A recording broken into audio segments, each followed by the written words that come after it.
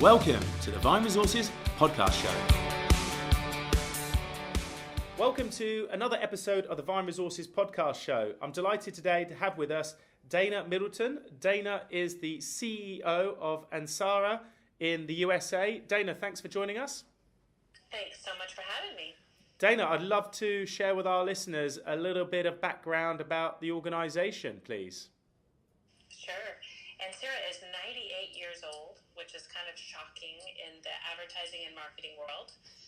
But we have always built relationships with brands who have customers at a local level. So think about an auto dealer or a restaurant, any type of brand who has some sort of disintermediated sales channel, and there's continuing to build relationships with their customers. So started out there a long time ago, mostly in the auto industry, and then the industry's innovated and evolved. We have technology to help really scale these relationships with our local partners.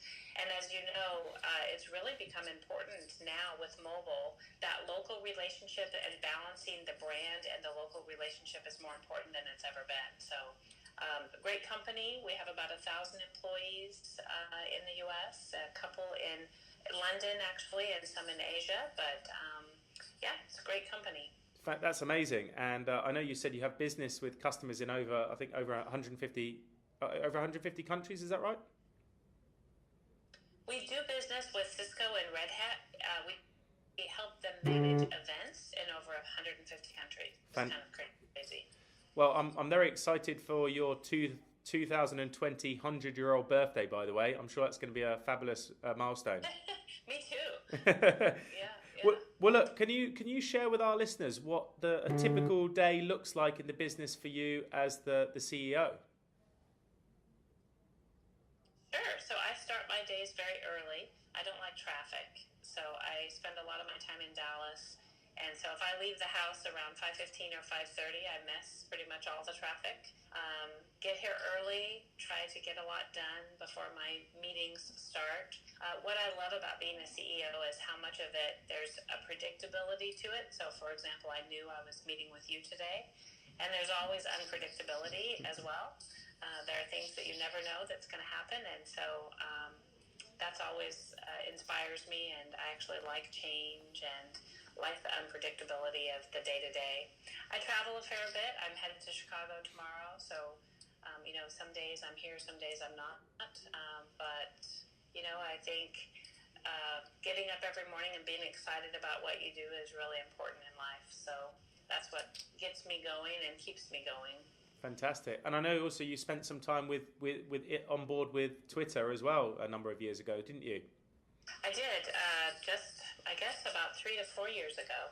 Mm-hmm. I spent a bit of time at Twitter, which was an interesting experience. Love the platform.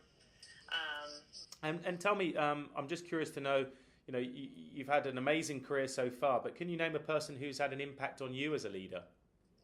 Well, I think looking back, the person that inspired me most was not someone I knew, but was Katharine Graham. So if you look at strong women who really faced certain challenges and rose up to the occasion and led their organization through difficult times, she certainly was one of those characters. It was great to see them make a movie about her recently. I had known about Katharine Graham a long time before that. The real-time person, though, who has always been there, always mentored me, always inspired me, is actually my mom. Mm-hmm. So she was a teacher and educator and also an administrator, someone who has and had and has an amazing work ethic.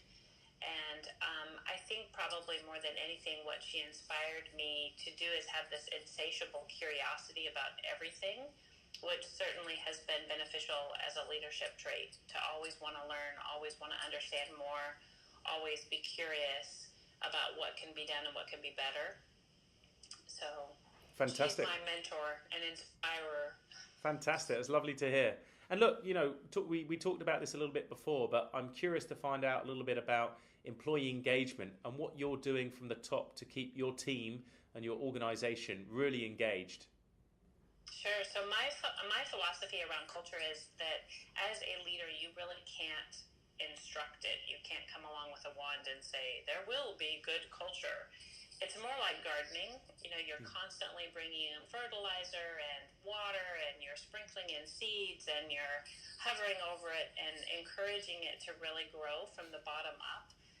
We have a culture project happening right now because one of the challenges that we face is we're assemblage of a number of companies that have come together over time, and sometimes finding yourself and keeping your true north is difficult. So we've pulled a number of people from around the company, different ages, different backgrounds, coming from different geographies, different companies in their background, and they're really talking about what the culture stands for today, and given our future vision, what do we want it to stand for tomorrow? And therefore, what do those behaviors look like? What things do we need to do to continue to nurture that culture? Fantastic. And as a leader, really having that build from the bottom up, I think is super important. What do you think now is the biggest challenge facing business leaders in today's market? Yeah, it's interesting. I think probably the biggest thing is the fact that work and life are so intertangled, right? We never turn ourselves off for work, and yet life must still happen. And so I think finding that balance where you allow people to really have a life, and yet how that intertangles and intertwines with their work relationship is a big challenge right now, especially with millennials taking over the workforce. And then you look at Gen Z, and they don't really see a difference between work and life. It's all really part of the same thing. So I think this multi-generational workforce that we have today, understanding how to balance that and enable it in a way that's effective, that truly enables people to have a life, but also be effective at work. I think that's a key challenge right now. What's the one piece of business advice, Daina, that you've received, or the best you've ever received, that you could share with us? Yeah, probably the biggest advice to me that I still try to practice is be a really good listener.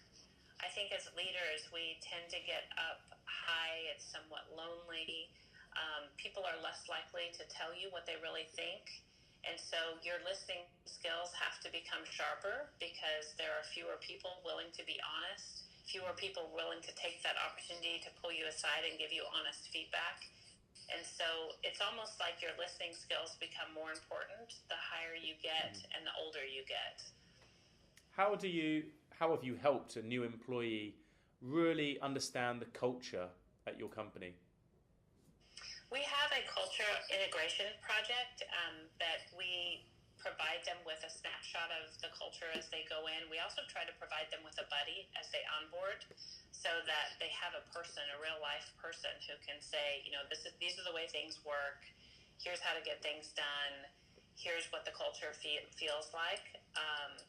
I think that's really important, in addition to having all of our executives share in the onboarding process, where we come together once a month, bring people on board, tell them a little bit about why we're at the company and what the company means to us. Yep. And just getting that interaction, I think, is really key.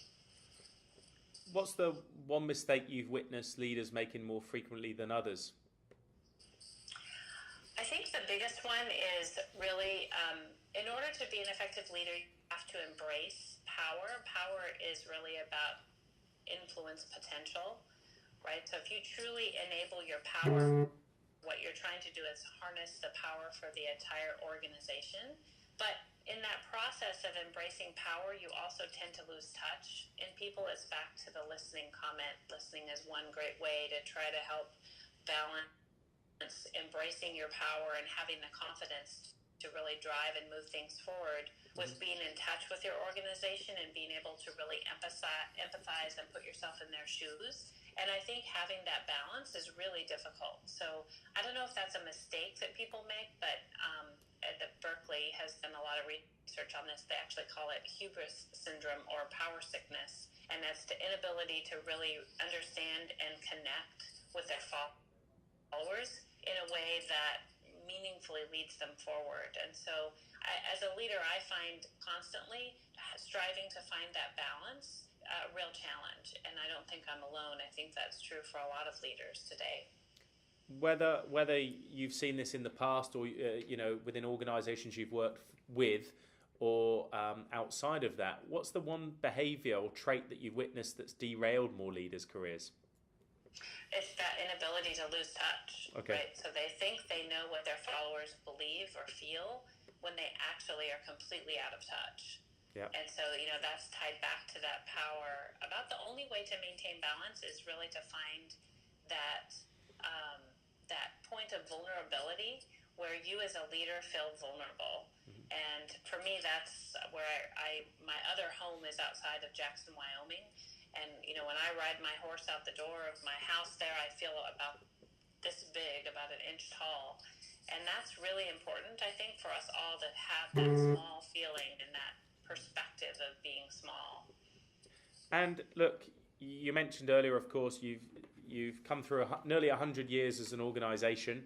The industry is changing at a furious pace now, much more than it has in the past.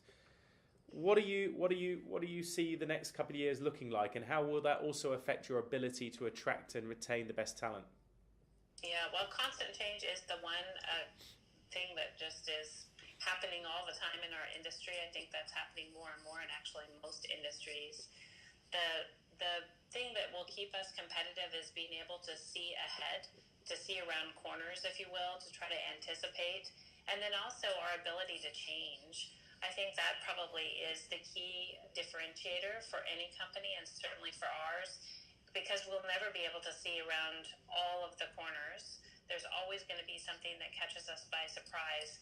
But how are we able to cope with that change? How are we able to deal with that challenge? That will be the true test. That won't just make us have the ability to attract and retain talent, but even survive as a business. If you had your time again and you were given your 20-year-old self advice, what's the one thing that you would say to yourself? I would say trust yourself, trust your instincts, trust your gut, be confident. You're better than you think you are. I certainly went through my stages in life where I was less confident and didn't believe in my own abilities.